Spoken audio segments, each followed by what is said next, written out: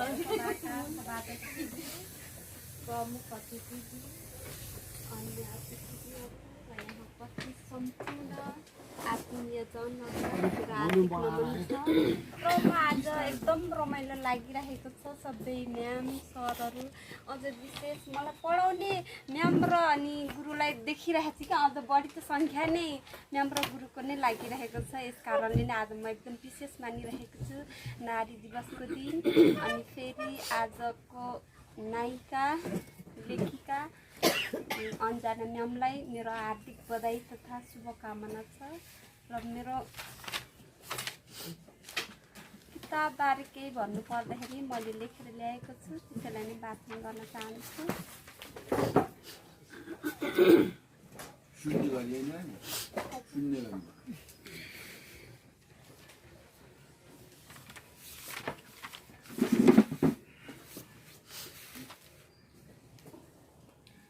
एकपटक हिँडिसकिएको र अब हिँड्न असम्भव मार्गको एउटै विकल्प छ पुनः यात्रा गर्न, त्यो हो साहित्य। भाषाका माध्यमबाट अतीतमा फर्किएर गरिएका यस्ता यात्रामध्ये स्मृति लोकको यात्रा पनि एक हो। यसको आफ्नै स्थान छ। सबैको एउटै बाटो किन नहोस्, हिँडाइको रफ्तार उस्तै किन नहोस्, यद्यपि अनुभूति फरक भइदिन्छ। त्यही फरक अनुभूतिले नै प्रत्येकको जीवन आफूलाई विशेष लाग्छ। त्यस्तै यहाँ लेखकलाई पनि लागेको छ। त्यही समय, त्यही परिवेश, एउटै युगभित्र उस्तै समस्यामा गुज्रिएर पनि हर व्यक्तिको जीवन बचाइ अस्तित्व र भोगाइ भिन्दा भिन्दै हुने गर्छ। त्यस्तै यहाँ लेखकको पनि भिन्दै रहेको छ। स्मृति लोकको यात्रामा उपलब्धिपूर्ण बचाइका लागि सङ्घर्षरत अन्जना म्यामको जीवन यहाँ प्रेरणाको स्रोतको रूपमा लिन सकिन्छ। संस्मरण र श्रद्धासुमन खण्ड गरी दुई भागमा विभाजित यस कृतिमा 20वटा रचनाहरू समावेश गरिएका छन्। यसभित्र लेखक मन जहाँ तहीँ भेटिनुहुन्छ।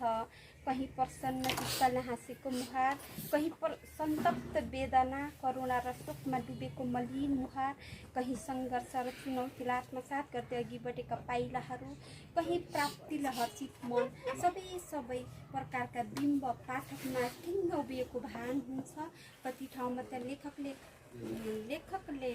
पाठकको मनको कुरा कसरी जान्नुभयो होला जस्तो पनि हुन्छ। यस्तो आभास हुने लेखकीय कला र शक्तिको कुरा हो। संस्मरण खण्डको पहिलो आलेख म अन्जना अवस्थी भट्टराई वास्तवमा लेखकको आजसम्मको सम्पूर्ण जीवन त्यहीभित्र खाँदिएको छ। यस विवेच्य कृतिका बाँकी रचनाहरू यही आलेख बिचको ग्यापलाई परिपूर्ण बनाउन र थप अर्थाउनका लागि विशेष रहेका छन्। आफू जन्मनुभन्दा अगाडिको केही पृष्ठभूमि, जन्म, शैशवकाल, बाल्यकाल, अक्षरारम्भ, विद्यालय जीवन, धनकुटा क्याम्पसको उच्च शिक्षा, अध्ययनको लागि विश्वविद्यालय प्रवेश, विवाह, क्याम्पसको शिक्षण, पेसा आरम्भ, पुनः काठमाडौँ प्रस्थान, विद्यावारिधीको लागि हैदराबादको बसाई, गृह निर्माण र अन्त्यमा विभागीय प्रमुख हुँदासम्मको आधा शताब्दी, अझ बढी लामो जीवनले भोगेका अनुभूति सबै कुरा यसै रचनामा आएका छन्। केटाकेटी बेलाको निष्कपट भावना, निश्चल स्वभाव, अभाव र समस्यामा पनि प्रफुल्लित हुने कृतिभित्रको त्यो बालकपन लाग्छ लेखकको मात्र होइन, हामी सबैको हो। हाम्रै कुरा लेखिएको हो। आफ्नै मुवाको पैसा चोरेर मन पर्ने कुरा खाएको दिन उहाँ भन्नुहुन्छ, जहाँ अभाव त्यहाँ उपाय। एक दिन मौका पारेर 5वटा एक पैसा झिकेको चना र भुजा खाएको दिन ठुलो तृप्ति भएको थियो। एकपल्ट झिकेपछि मनोबल बढेर बारम्बार झिक्ने गरे र मुवाले थाहा पाएर मुड्की लगाएपछि त्यो बानी छुट्यो। पृष्ठ 11। उस बेलाको समय आजको जस्तै थिएन र पनि अन्जना म्यामको त्यो उदार र सचेत पारिवारिक परिवेशले नै उहाँलाई आज यस स्थानमा ल्याइ पुर्याएको छ। त्यस बेलाको स्थितिमा विवाह भन्दा पनि पढाइलाई पहिलो प्राथमिकतामा राख्नु सामान्य कुरा होइन, त्यो एउटा चुनौतीको विषय हो। एमएको अध्ययन आरम्भ भए पश्चात बल्ल उहाँको बिहे भएको छ। जीवनको पर्याय नै सङ्घर्ष हो। जीव विज्ञानका अनुसार जुन प्राणीले सङ्घर्ष गर्न सक्दैन त्यसको धरतीमा कुनै अधिकार रहँदैन। त्यस्तै रहेछ मान्छेको अस्तित्व पनि। स्मृति लोकयात्रा पढ्दा यही कुरा बोध हुन्छ।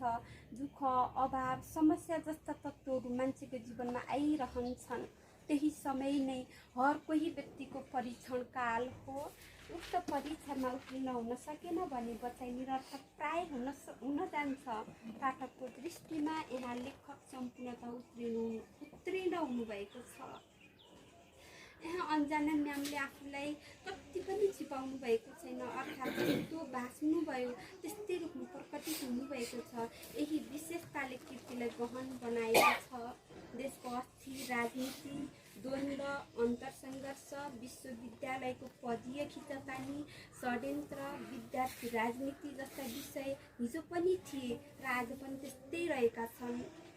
लेखकलाई यस्तो परिवेशले पनि केही कठिनाइहरू थपेको छ। निष्ठावान शिक्षकका लागि कठिन परीक्षणका घडी आए। शिक्षक, कर्मचारी, विद्यार्थी ससाना अवसरवादी समूहमा विभक्त भई एकअर्काप्रति प्रतिघातको लडाइँमा तल्लीन रहन लागे। विश्वविद्यालय शिक्षालय नभएर युद्ध स्थल जस्तै प्रतीत हुन्थ्यो। पृष्ठ 34। हिजो र आजको समय बीच धेरै परिवर्तनहरू आए पनि, भौतिक प्रविधि र सुविधाहरू थपिए पनि, शिक्षित र सभ्य भए पनि, सुखी र सम्पन्न देखिए पनि मानसिक स्तरमा कुनै परिवर्तन नआएकोमा यहाँ लेखकलाई विरक्ति बोधले छोपेको छ। आज पनि महिलालाई हेर्ने दृष्टिकोण र असुरक्षा कायमै रहेको छ। विस्मृतिमा छेलिएको अतीतको सम्झनामा उहाँले एकपटक आफैलाई सोध्नु भएको छ, कहिले होला हामी चेतनशील र परिष्कृत हुने अनि सचेत र संयमित हुने। केटाकेटी बेलाका ती उत्सविला क्षणहरू, चाडपर्वहरू, त्यस समयको सामाजिक संरचना, चालचलन, गाउँले परिवेशको चित्रणले एकपटक ग्रामीण परिवेशको पाठकलाई आफ्नै गाउँठाउँको सम्झना आउन थाल्छ भने सहरिया परिवेशका पाठक चाहिँ त्यस ठाउँको कल्पना गर्न थाल्छन्। संस्मरण तथा जीवनी लेखनको एउटा कारण यो पनि हो, लेखक बाँचेको समयको पदचाप हराएर नजाओस्। त्यस समयको वस्तुस्थितिबारे अबकालाई के थाहा? परिवर्तन यो स्वाभाविक प्रक्रिया हो, तर त्यसलाई शब्दमा जोगाएर राख्नुपर्छ। यही नै हो हाम्रो परिचय, इतिहास हो। लेखकले यस कुरालाई विशेष जोड दिनुभएको छ। स्वयं समय नै अस्थिर छ, त्यसैको प्रभावमा हाम्रो गतिविधि, संस्कृति र सभ्यताको स्वरूप परिवर्तित हुँदै जान्छन्, परिष्कृत हुन्छन्। यद्यपि नवीन सभ्यतामा त्यही अतीत झल्किएको हुन्छ। यसर्थ आजका कुनै पनि कुरा नौला र पृथक छैनन्, बरु केही शुष्क र यान्त्रिक बन्दै गएका छन्। अतीतको धनकुटामा चौताराको सम्झना निबन्धमा यस्तै अर्थ सम्प्रेषण भएको छ। लेखकले आफ्नो हरेक खुसी र उपलब्धिमा मातापिताको स्मरण गर्दा यस्तो लाग्छ, असल सन्तान हुनुको परिचय यही हो।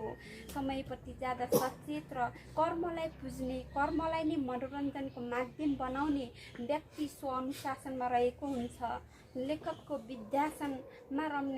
लेखकले विद्यासनमा रम्ने गोविन्दराज भट्टराई नामक रचनामा यही कुरालाई बताउनु भएको छ। विवाह अनेक आमाको मन एक निबन्धमा उहाँ एकदमै वैयक्तिक अनुभूति रहेका छन्। यद्यपि यो सबैको भोगाई हो। छोरीलाई पराई घरमा पठाएपछि एउटी आमाको मनमा उठ्ने अन्यल रिक्तता, न्यास्रो, छोरीको अनिश्चित भविष्यप्रतिको चिन्तामा सबै आमाहरूलाई यस्तै हुने गर्छ। विशेष गरी यो निबन्धले छोरीकी आमालाई अझ बढी हल्लाउँछ। प्रस्तुत कृतिका रचनाहरू प्राय सूक्ष्म विषयवस्तु उठान गरी गहिरो अर्थबोध गराएर टुङ्गिएका छन्। भावनासँग सम्बन्धित आँसु निबन्ध पनि त्यस्तै एक रहेको छ। आँसुसँग पीडा, हर्ष, कष्टहरू जोडिएर आएका हुन्छन्। यद्यपि कति आँसु बाहिर बगिदिन्छन् त कति भित्रभित्रै, अर्थात् बाह्य रूपमा आँसु नदेखाउनेहरू दुखी हुँदैनन् भन्ने चाहिँ होइन। श्रद्धा सुमन खण्डमा 11वटा निबन्धहरू रहेका छन्। यहाँ लेखकका माता, पिता, सासू, ससुरा, हजुरआमा, ठुलिआमा तथा आफ्ना निकटमा रहेका स्वजनप्रति श्रद्धा सुमनद्वारा सम्मान प्रकट गरिएको छ। ती आत्मीयहरूको शोकमा डुबेको लेखक मन ठाउँ ठाउँमा भत्किएको छ, उदास भएको छ। ती क्षण र स्मृतिहरू भुलेर भुल्नै नसकिने हुँदा सायद शब्दमा पोखिएर आफूलाई शान्त पार्नकै निम्ति साहित्य रचिँदो रहेछ क्या र। प्रेरणा पुञ्ज हाम्री मुहा र आत्मनिर्भरताको दिशातिर हाम्रा बुबाको पथ प्रदर्शन जस्ता यी दुई निबन्ध पढ्दा कतै मैले बिपी कोइरालाको आत्मवृत्तान्त पढ्दै त छुइनँ जस्तो भान भयो।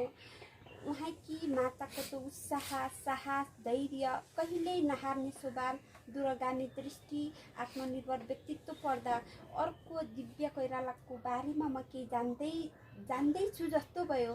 अनि लेखक बुवाको अग्रगामी चेतनामा कृष्णप्रसाद कोइरालाको झल्को आयो। यस कृतिका सबै रचनाहरू निबन्धात्मक हुँदै पनि लेखकले आफ्नी हजुरआमाको सम्झना स्वरूप एक ठाउँमा कविताका माध्यमबाट उद्भासित हुनुभएको छ। यसले के पुष्टि गर्छ भने उहाँ कवि हृदयको व्यक्ति पनि हुनुहुन्छ। नातिनी र हजुरआमा बीचको समय, परिस्थिति र कर्मको अन्तर अनि दृष्टिकोण छ यहाँ। त्यस्तै पृथक जीवनी र शैली र व्यस्तता पनि। उस समयमा पनि त्यस सचेतता, छोरा र बुहारीलाई समान दृष्टिले हेर्ने, शिक्षाको महत्त्व बुझ्ने, आफ्ना सासू ससुराको त उदार व्यक्तित्व सम्झिएर लेखक आज पनि उत्तिकै आश्चर्यचकित हुनुभएको छ। यस सङ्ग्रहका प्रत्येक रचनाहरू आफैमा विशेष प्रकृतिका रहेका छन्। परिष्कृत भाषा शैलीका यी आलेखहरू कति सन्देशमूलक रहेका छन्, कति प्रेरणामूलक, कति आश्चर्यमूलक, कति भावनामूलक, कति स्वानुभूतिमूलक रहेका छन्। सबै तत्त्वको मिश्रित रूप स्मृतिलोकको यात्रा जुन तहका पाठकलाई पनि स्वागत योग्य रहेको छ, पठनीय र रोचक पनि। अन्त्यमा यस सङ्ग्रहका कति निबन्धहरू विभिन्न पत्र पत्रिकामा प्रकाशित भइसकेका छन्। सबैलाई नमस्कार।